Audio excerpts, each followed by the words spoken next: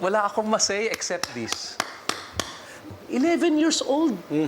Tapos ganito na ang boses mo? Nakakatakot to, ha? Medyo. Oo. Yes. Paano pa pang nag-12 years old siya, Sir Gary?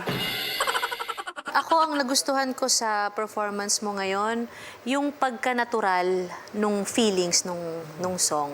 Hindi man talaga ganun ka sobrang linis yung pagkakakanta mo. Parang mas marami kasi yung puntos dun sa...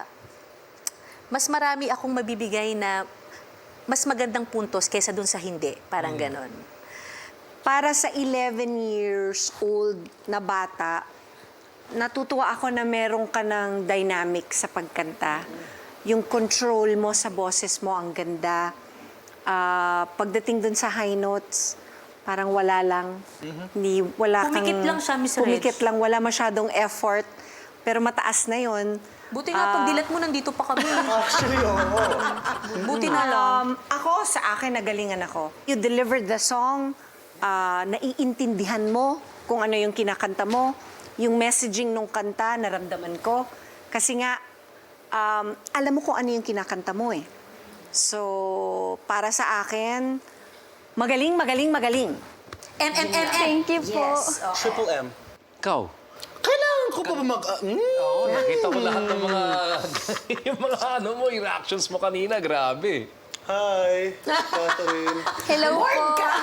Hindi eh. Hindi ko kasi alam paano ako papwesto o saan ako lulugar. Kasi Oo. Tapos, may moment kami dito ni Tito Gary na nagkatinginan lang kami. Tapos parang...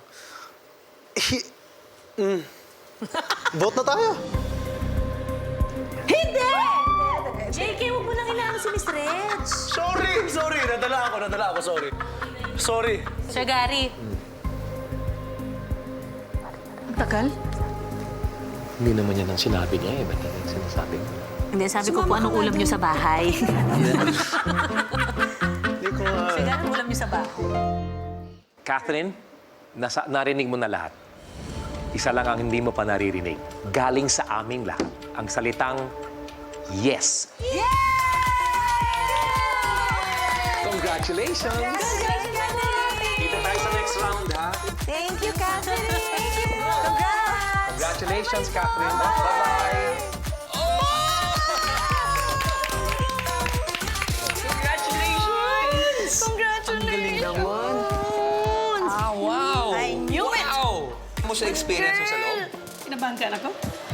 Happy po. Happy. Si Mami, sobrang happy. Kabang-kabang ako eh. Oo, pero from 1 to 100, gaano ka ka-excited tumungtong sa next round? 100! 100! Yes! We'll see you in the next round of the competition. Maraming salamat. Ang tamis ng tagumpay para kay Catherine.